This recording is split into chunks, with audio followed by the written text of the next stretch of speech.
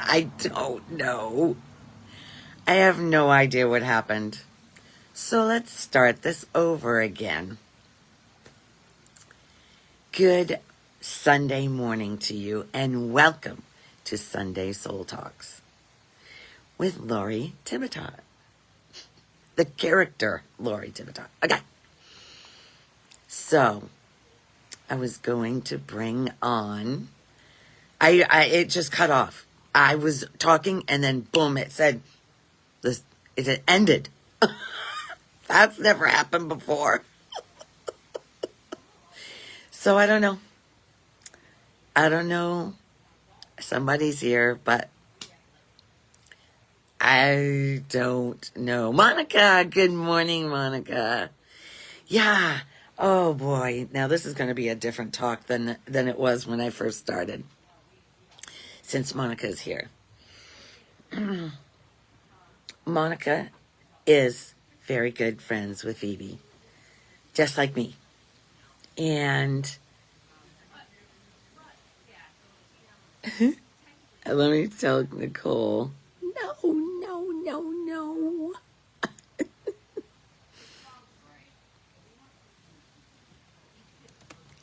I had to start a new one.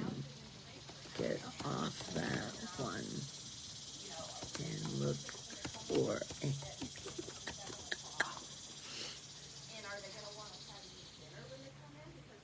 Anyway,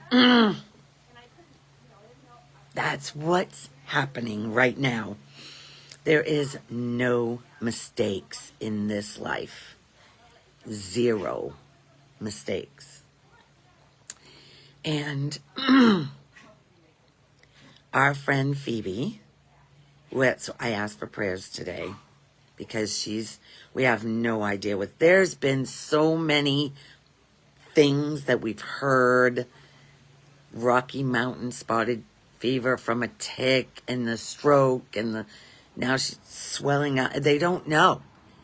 Nobody knows, but each time somebody types in something that they really don't know, it causes others to go into that fight or flight and fear that Phoebe could die.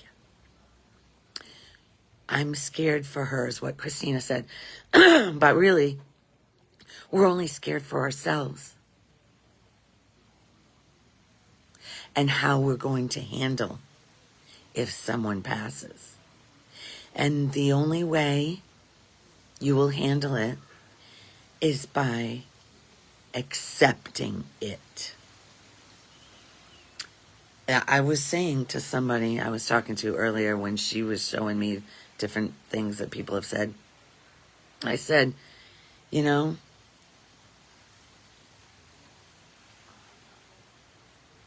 we are not promised another minute here. None of us. We could die tomorrow. We act like we're never going to die, but this body is going to drop. This message that I talk about is about realizing we aren't these bodies. We are the spirit that animates these bodies, the life force in these bodies. And when it comes to suffering, the biggest fear of that little me is I'm going to die. And others are going to die. And it's not about, the fear is not about losing, it's the belief that you are going to lose someone. It is not possible to lose another person. Good morning, Margie. Because that other person is the same thing as you are. You are not separate from that person. Never have been. But our judgmental minds come up and say, she should be doing life different. They're not. The judgment comes up. That judgment is not you.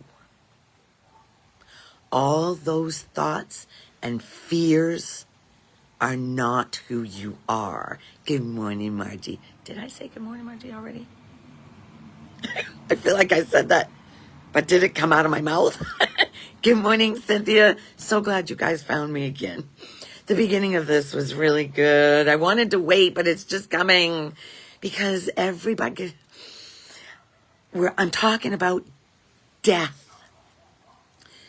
Fearing death is what keeps us in this body, believing this body is what we are. And it isn't, because if it is, then you can lose somebody. You cannot lose anybody. Feel that. And I can't say that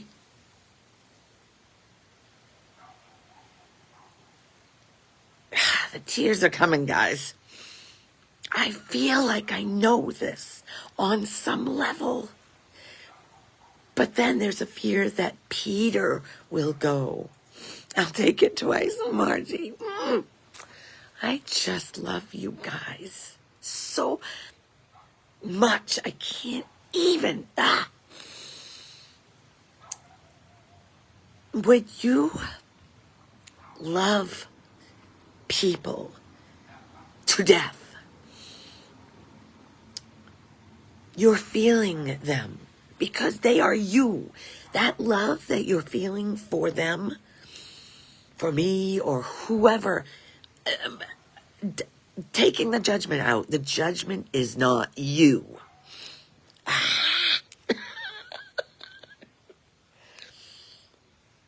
The judgment is the little me. Good morning, Cindy.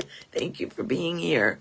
And Phoebe is getting me to see, because her and I have been on a deep spiritual journey together. We talked on the phone one time for 10 hours.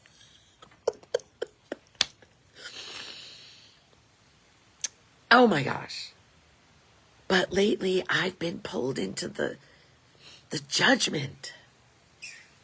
But that's not me.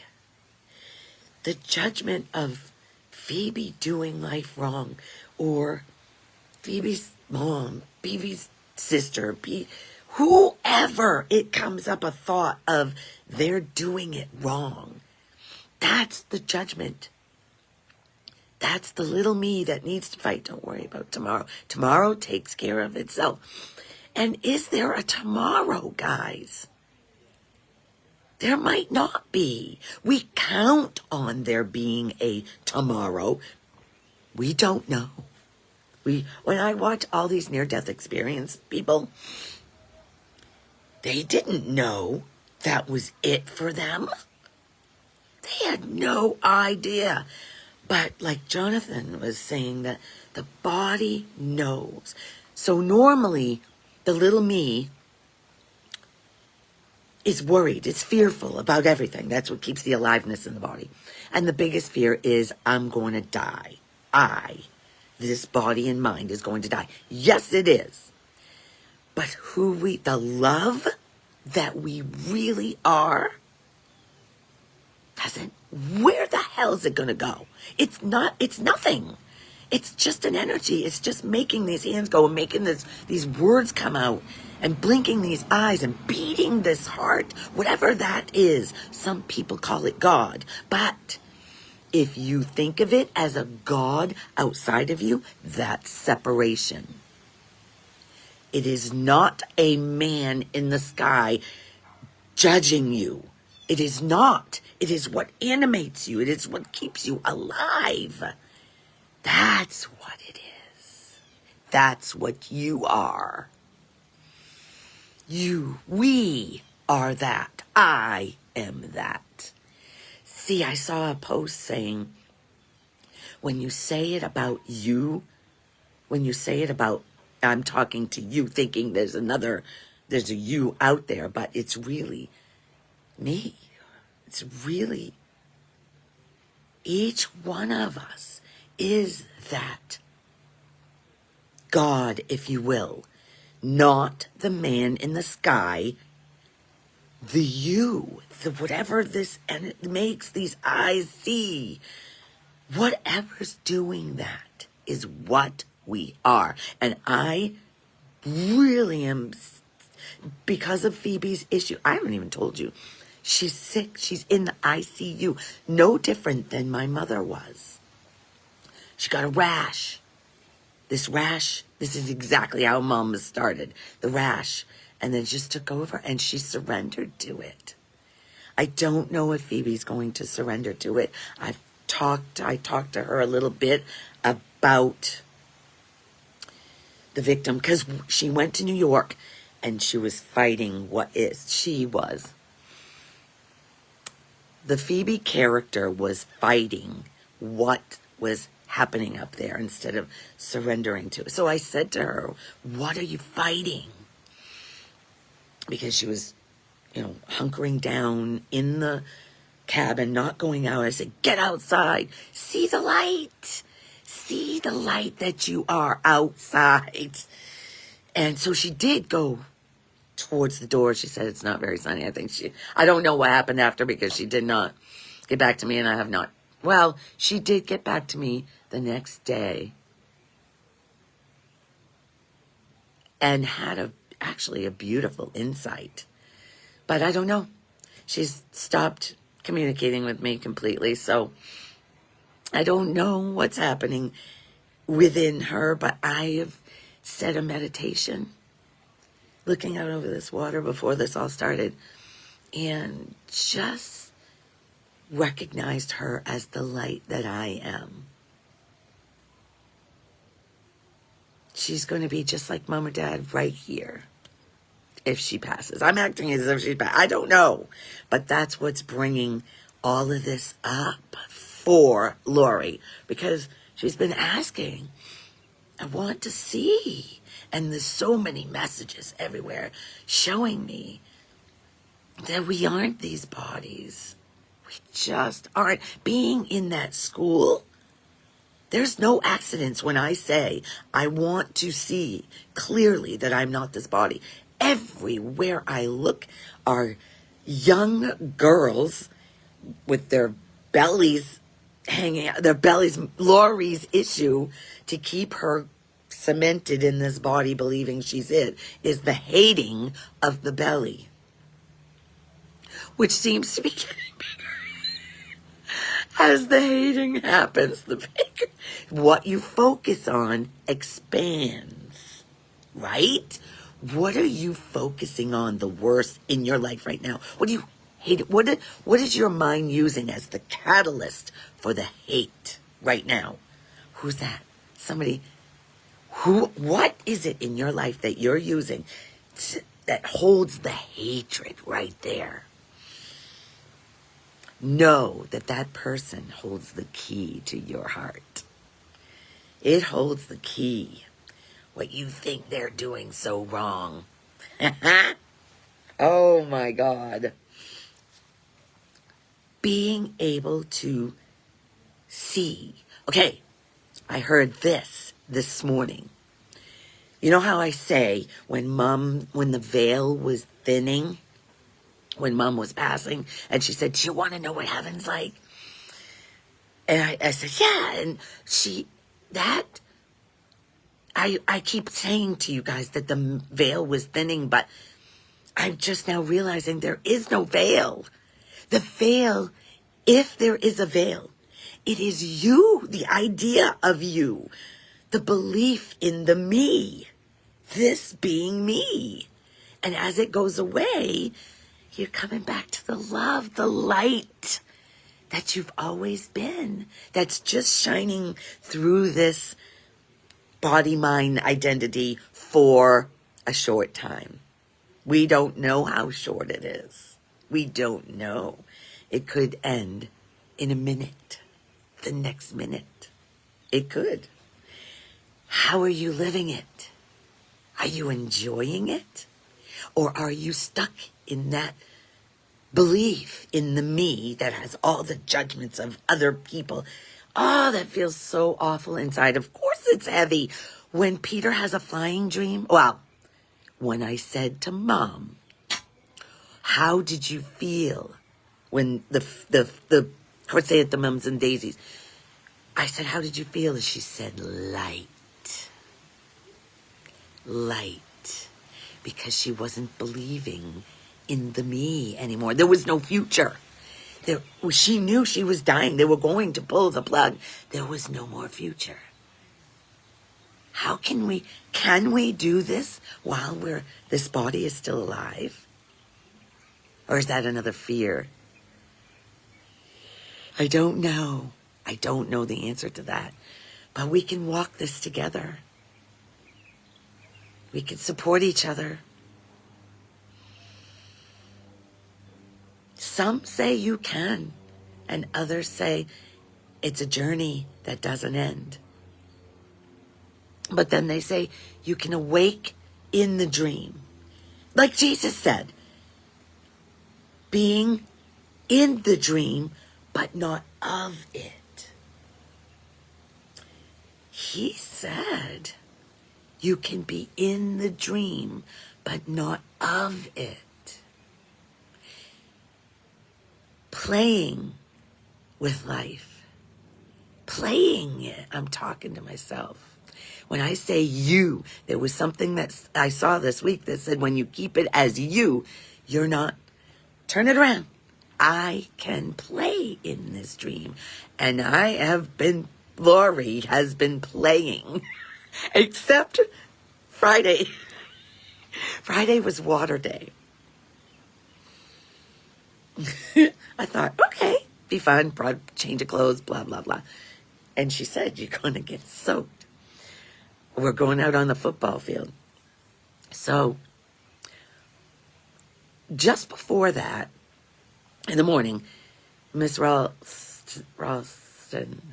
said, Alice, since you don't want to get wet, because Alice wasn't even going to come.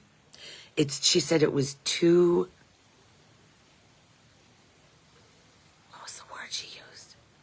uncomfortable for her. Too uncomfortable. I said, Alice, push yourself. Push yourself through discomfort. Push it. I'm saying that to myself right now. Push yourself through discomfort. That day I did not. Because Miss Ralston asked Alice to be the photographer since she didn't want to get wet. Just the fact that she came was a big thing. And then something big happened. She got shamed by one of the teachers. And I'm not blaming the teacher. I see where I judge the teacher as wrong and Alice the victim. I see that right now. For the first time, I'm seeing this along with you. I was making it as if that teacher was victimizing her because I saw Alice as pushing through that's through the ego. That's through the character Lori. Poor Alice. No. There's no poor anybody or anything. When you run over an animal or you see a dead animal, my heart would be like, oh, poor. No, it's not poor. That's exactly what's meant to be in your vision. You feel that uncomfortableness? What is that about? You have to take a minute. I have to take a minute. What is that about? Because once you ask sincerely and just be a little bit willing for an answer, it will come. But we keep ourselves so busy. Run. Don't fill it. And I'm talking to myself. I keep myself so busy filling it with something to listen to, a game to play, something, instead of stopping and saying, wait a minute, what is this to show me? What is this trying to show me? When it feels bad in the body. So Alice had a reaction where she was hyperventilating. She couldn't catch her breath. She was so sad, so incredibly sad. So I got in front of her and I said, Alice, breathe. Because I'm like, bring it down. Bring that breath down. And then she stayed. I didn't know what happened. I had to leave. And she stayed back with the teacher that seemingly caused this. And I was listening a little bit to it, and there was judgment because it wasn't, but it was what it was supposed to be. God lost. It's so easy to get sucked up in a story of the poor child. It's not the poor child. The child is getting exactly what it's meant to get. Because the more suffering you have, that's what makes you want to find a different. There has to be, when the thought comes, there has to be a better way. There has to be. Because this body is in so much pain, so much suffering. It's trying to tell you, you're stuck in your head. Come back to your heart. They say that the longest journey of 18 inches between the brain and the heart. It is. Because we don't stop to be uncomfortable. We're so I'm running from discomfort. I'm running from discomfort. I don't want to run anymore. I don't know about you guys, but I don't want to run anymore. I want to feel it all. I want to be in this dream, but not of it. I want to be free. I want to feel light all the time. I don't know if that's possible, but I know that there's been a lot lighter feelings now than there ever was, if I'm looking in the past. But the past, that's the story. The past is the story of Lori, which is what's seemingly happening here. It's seemingly happening. Seems very real to the me, for sure. So is it that you will believe it when you see it? Or will I see it, then believe it? No. I said that backwards. Believing it first and then seeing it, or having to see it to believe it. Did I say that right? Did you guys connect with that? I don't know. It's not... What is it? There's something about that. Seeing is believing. See, the seeing reinforces the believing. But can you believe it first? So then you see it? That's it. Can I believe it first? So I can see it. Like Taylor posted on Facebook, he sent us a picture of our cabin. He set it up, a picture of him doing a selfie with Angel and Eli in the background, where our cabin would be placed. And I didn't believe I could have it, because I'm not making enough money. That's where how could it be? But when he showed me that picture, I'll have to put it on Facebook. It's a log cabin with a front porch facing the backyard and the rock wall in the back. Oh my God, that's the first time I actually felt it. Now, we've owned this property for 5 years this month. The closing was in this May of 2021 during the during the height of the scam. What? What the heck? You can't make this shit up. That's what I say. You cannot make this shit up. Anyway, so this is the first year, because Taylor's place is being demolished and they're rebuilt, putting more, making it bigger. So we're going to sleep in Travis's camper. For the first time being on that land overnight. It's going to be powerful. Because I actually have an image that Taylor sent. I actually see it in my mind now. I think that's why they tell you to do those vision boards or whatever. But what he posted, when he sent that, I felt it. I could actually see it on the land. And now it's just a matter of letting go and letting God, letting life, the light force that we are, letting it happen and stop fighting and judging another for doing life wrong. Nobody's doing life wrong. It's only the little me filtering. And we're not doing it wrong by judging. We're not. That's what the mind does until you actually accept this message and see, until I actually accept this message and see with clarity that we are not these bodies and minds, that we are what's animating it, which is nothing and everything all at once.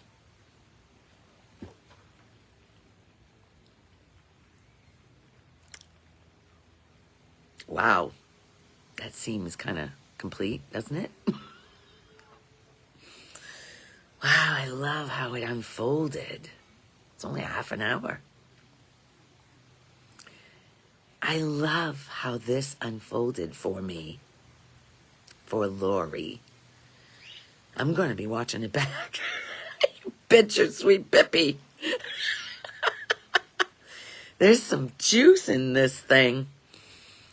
Each week, the past weeks, I've been watching it back more than once. I know I'm talking to myself.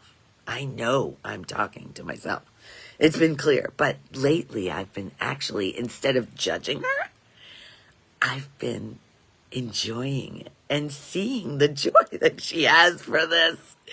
The joy comes right through her eyes and her voice. And I bet you guys feel it too. I bet you do. That's you. That's what you really are. That's why it resonates. That's why it feels so good to come here and listen. That's it. You're just waking up to who you really are, which is me. Oh my God, it's such a beautiful thing. God, life, love, whatever's doing this, knows what it's doing in all cases. Every single thing that you fight is for your awakening. Now, will you fight it and judge it and say it should be wrong? Or will you say, okay, what am I to learn here? What am I going to come out as on the other end? Lighter? Oh my God, yes. Right now, I feel very light. My whole body is vibrating. Do you guys feel? Now focus with me. Are you feeling a tingling throughout your body? I can feel it really strong in my heels. Do you feel it in your heels? A sensation of energy that feels like a tingling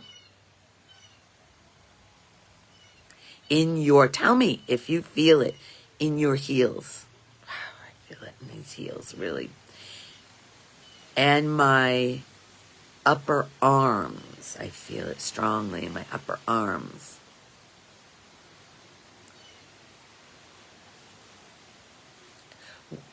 Okay, so my butt. It's very strong in my butt and down my thighs. It's where there's pressure. Because and my hands are on the chair things, chair arms. It's wherever there's pressure. Ooh. Can you guys feel it?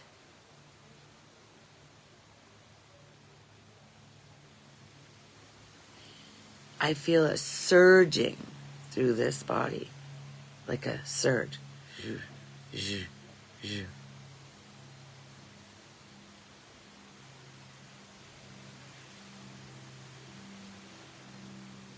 I don't know if you guys can feel this, but I'm feeling it.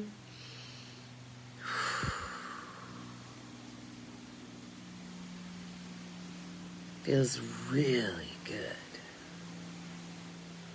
It's melting away as I give attention to it. It's melting away. Tension in the body.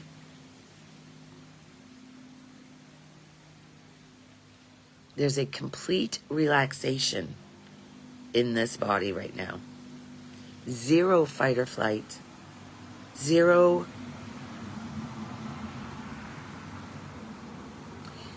fear. Because there's no thoughts. There's zero fear because there's no thoughts. I didn't think it was possible to have zero thoughts.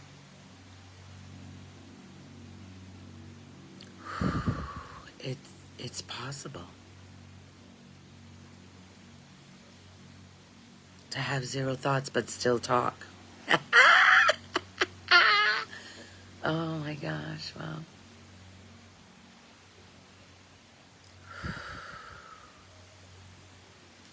Anyway, let's go back to the story. That was beautiful for me. Thank you for witnessing this. I appreciate every single one of you for witnessing what just happened. That'll hopefully help Lori stay right here, right now. The only thing that's real. The now moment. Oh, the gap, Cynthia.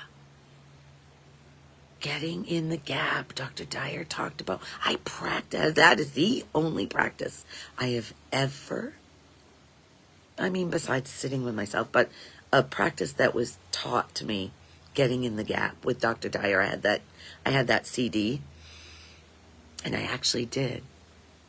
It's the Our Father who art in heaven, but each time you say a word, our, you stay there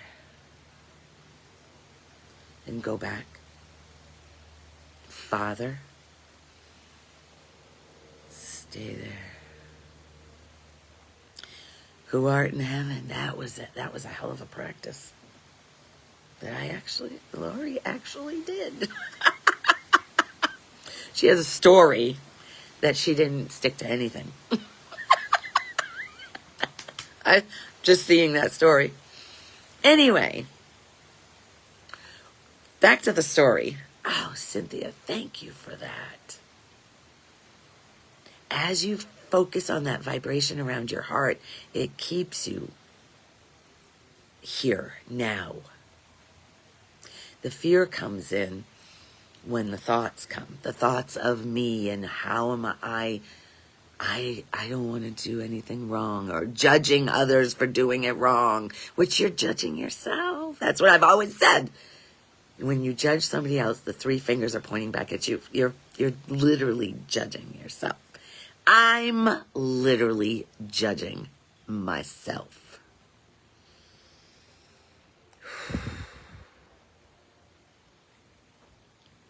I am literally oh my God. This freaking life thing is so minute. Every little thing that's happening is for your awakening. Everything. Oh, and I always say, not a Fort Myers Beach grain of sand is out of place. It isn't. I saw Krishnamurti this morning saying, I don't mind what happens.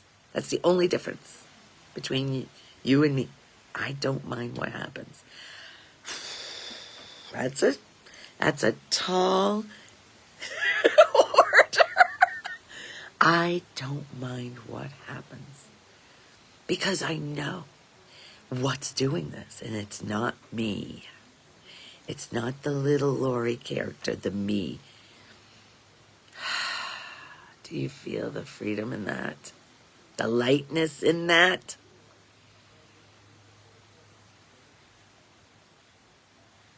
Somebody told Christina a while back, because she got the job taking care of this lady. I used to talk about June. I don't even know what's happening with June now. But I don't... Anyway, she's okay. But Christina took care of her after I did. And she went away for a while. And I thought maybe I would go back in and... the guy who... Dan is his name. He said, oh... He goes, who's Lori? He goes, oh, the hippie.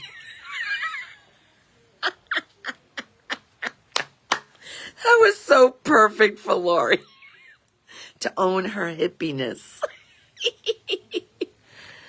Oh my God. Yeah, she owned her hippiness through Dan. Every single thing that you blame on somebody else is what's keeping you in the cage. Keeping you in the dream, but not of it. You're not remembering. I'm not remembering the not of it. That just seeing that little thing on Facebook this week. Just that one seeing. And it went in.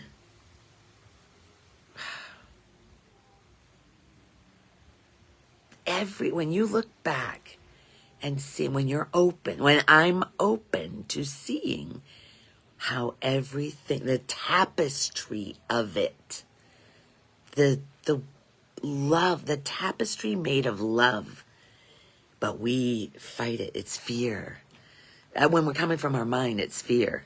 Can you love whatever is bothering you the worst? Can you love it? Can I love it? The thing that's bothering me the most, can I love it? Yes, I can. Yes, I can. What was it this morning? Peter was bitching about stuff that I brought. Jeannie's leaving tomorrow. He says, you don't need any of her food. But I brought back stuff. And he was bitching this morning. Lori does not like wasting food, so she will eat it. Or give it away. Like, Jeannie had a bunch of onions. She ordered 3 onions. They brought her 3 bags. So I was going to take it back for her. She brought it when we went to Boca together. And she says, here, I was going to bring these back to Sprouts, but I just can't be bothered. Because her time was, she's leaving this morning. She's actually at the airport. So she handed me this onions. I was going to bring them back, but then I don't have her card. I didn't buy them. I could explain and blah, blah. And then I was like, we never go to Sprouts. So I just said, Angie's party is today. Angie turned 60. My sister turned 60 years old today. And 1 month from today, I'll be 62. We're 23 months apart to the day. Anyway, so she's having a party, and I said, I'm going to put those onions down there and share them. Even if one person somebody that's really going to use it. As soon as I told Jeannie that, she's like, no, I want to give it to somebody who I love, who I care about. Not just a stranger. See how it automatically, it's got to benefit the me. Yeah, I am so guilty of that, but not guilty, because that's not me. Just like that's not Jeannie. She's not doing anything wrong. It was for me to see. It was for me to see the me in Jeannie. I was watching the relationship between her and her sister.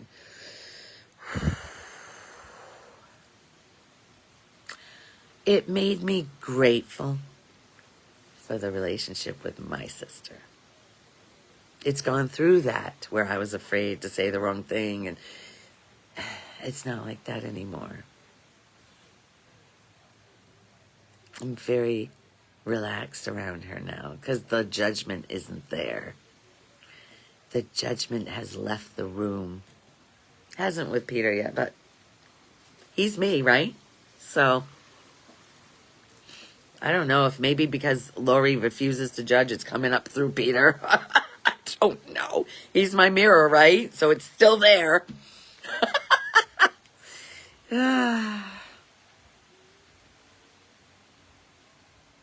Wow. This was powerful. In so many ways. And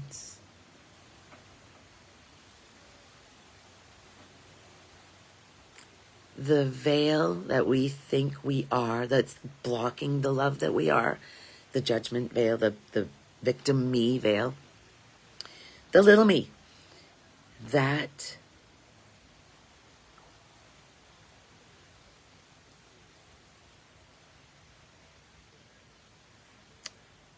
is not, as it lessens, that's how the lightness comes, because there's not such a belief in the me. So it can be itself without judgment, because you're not really judging other people. Honestly, we're really judging ourselves. We're really judging ourselves. I realized this a long time ago, but it hasn't obviously cleared completely. When I judge someone else, that judgment is felt here. That disdain, that is felt, is carried here, not in that person. They are teaching you.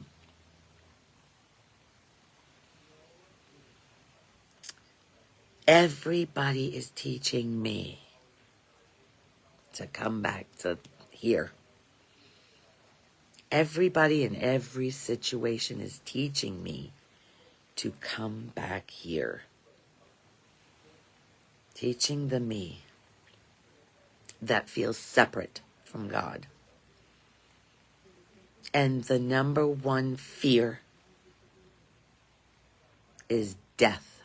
Everything else, embarrassment, shame, regret, all the negative, all of that is just holding up the me.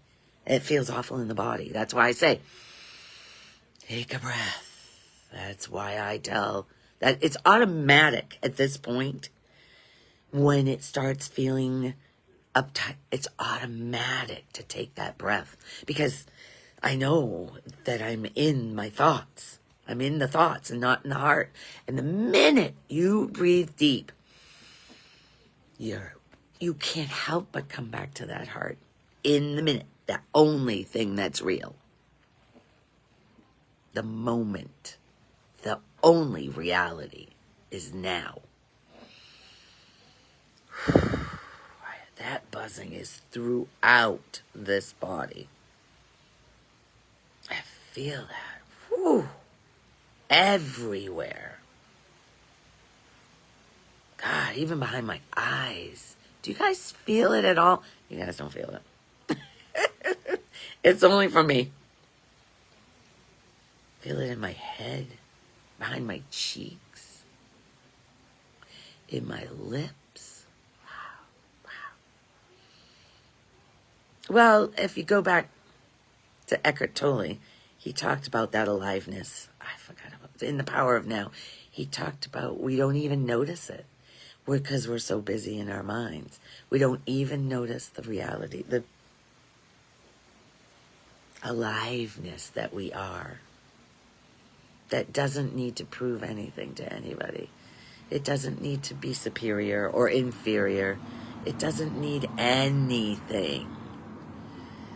It doesn't need anything. Can you imagine? Just that pattern of thought, I need. I can imagine without believing that thought. I need. Because we are it. That cabin is already there, so they'd say. Some people say. It's a matter of receiving. Being able to receive. I wasn't receivable back in the day. If somebody even gave me a compliment, I would push it away and have some excuse, something would come out. This is so old. Blah, blah, blah. It's some kind of, instead of saying thank you, I wouldn't even accept a compliment. Never mind accepting money. And then when Jeannie wanted to take me on all these trips, I said, I can't owe you. I don't want to owe you. It feels awful in the body. She goes, I know. I don't want you to owe me either. She goes, I know it feels awful. You are doing me a favor because you're coming with me so I can experience this with someone else, not by myself. Yeah. Boy, that's powerful. Yeah, she helped me to receive. Going to Turks and Caicos, of which I didn't know any. The only reason I knew about it was because the tapestry. Going back to when I worked at Welby's drugstore. Margie, you know what that is. That's back in the day. The pharmacists, I was the bookkeeper at Welby's, and the pharmacists were down. They went to Turks and Caicos every year. And I said, someday I'm going to be there. And I was. Jeannie took me there. The gratitude, when I was there, I sent a message to Yvette, was her name. I sent a message to her saying, I'm here. I'm actually here. And I didn't, it magically showed up. I didn't ask for it. I didn't. I consciously asked for it. Yeah. This life, it knows what it's doing. It knows. Okay, this is what I wrote down this morning. Everything is divinely orchestrated. Nothing is random. I can't even read my own writing. Nothing is random. There is a message in everything that's seemingly happening for Lori, Margie, Cynthia, whatever. And when we take the time to reflect on it,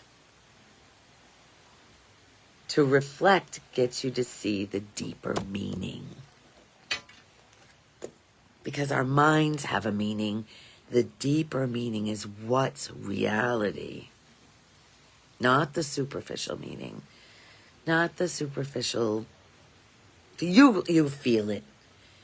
You feel it just like you feel this video.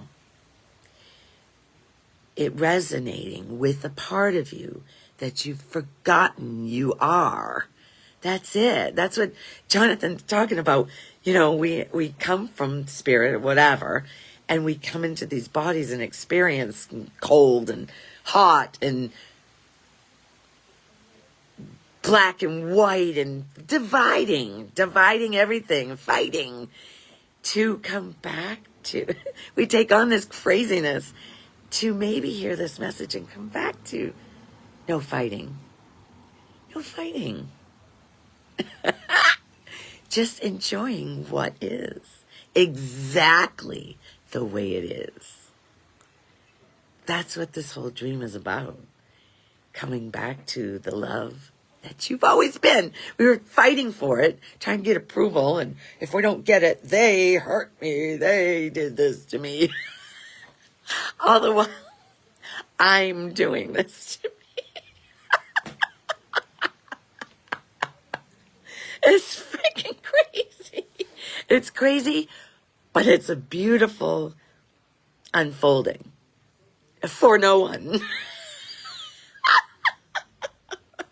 When you say for no one, that little me isn't really a someone. We believe it is because the body's so uncomfortable. But that uncomfortableness, like I said to Alice, was part of it. And I wouldn't be uncomfortable. The most uncomfortable thing happened on Friday. It was oh my God, 4 minutes. It was a water park. They did a water thing. And when I walked onto that field, I was ready to do it. Peter goes, "You're not bringing a hairdryer, blah, blah, blah." And I go, "No." So I get out there, and you know, those sprinklers that a football field is getting watered with? Boo, boo. Oh my God. Lori was like, hell no. So earlier in the day, it's going to go past 10. Earlier in the day, when we were getting ready for it all, we were sitting there, just Alice was asked, Miss Ralston asked Alice to take pictures because she didn't want to get wet. We were grateful that she was there. Never mind, because nobody thought she was going to be there. But Lori planted the seed and saying, push back, push through that uncomfortableness. When she showed up, I was like, oh, you're here. When she got off that bus, I was like, I'm so glad you're here. Anyway, so she was going to be safe where there was a place where she would not get wet. So when she was in there, when we were getting ready to go is when the meltdown happened. And I didn't think she was going to come out. But Miss Ralston had asked her to take her phone and take pictures. And right away, it was deer in the headlights. She was uncomfortable, thinking she was going to do it wrong. So I felt it, and I said, do you want me to take those pictures? She goes, could you? She goes, I'm not good at taking pictures. She felt pressure. She was putting herself under pressure. And I could feel it. I had part of it too, obviously, or I wouldn't have felt it. Anyway, I don't know about that one.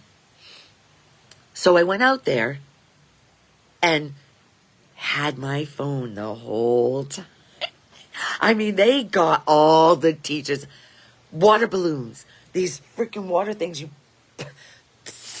They were soaked, but they were having a blast. I was having a blast watching it, videoing it, capturing it through my eyes. God, my voice. I need to shut up. I think that's what it's trying to tell me.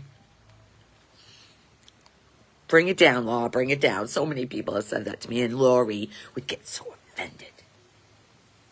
Especially Mom. Bring it down, Lori. Or even Peter. Bring it down, Lori. That was me. Thinking I was too loud. Anyway.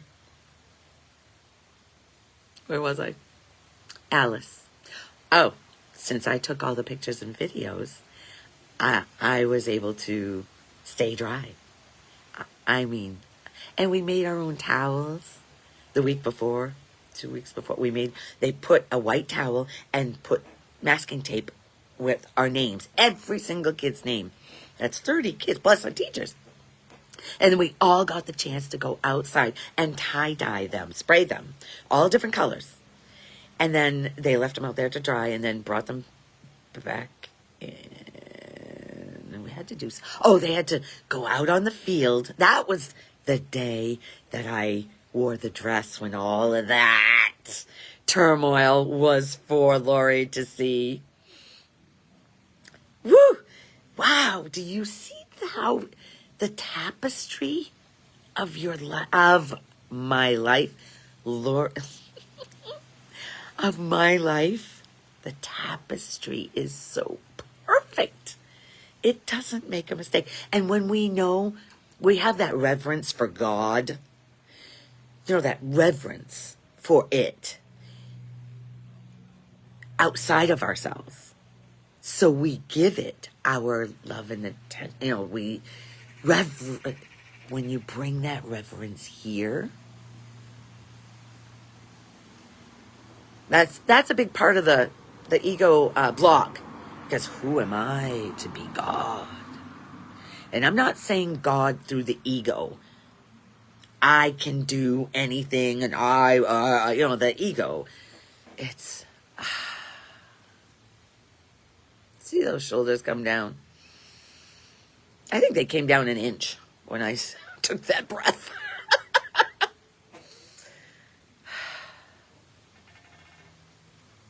Coming back into the body, instead of being out there, back in. It's so soothing to come back in. It's funny, I just thought about, Lori thought, because she had a great idea yesterday, or, was it yesterday? To be on, with Zachary on Sunday. It was Friday night. So he could tell his story about how his life. It's a powerful story. And then this was just as Lori thought it was going to go a certain way. It did not. And that's exactly the way it was meant to be. There are no mistakes. Namaste. No mistakes. Namaste, Byron Katie. I started to say that in a couple of videos ago when she woke up to this. She saw people were saying namaste to her. She thought they were saying no mistakes. Because she didn't know. Her ego had freaking blown out. She was back to the love with no thought. I don't know. Anyway. It's pretty powerful when there is no thought, I have to say. Lori's intention is to be there more. Let's see what happens. I love you. Namaste. Mwah.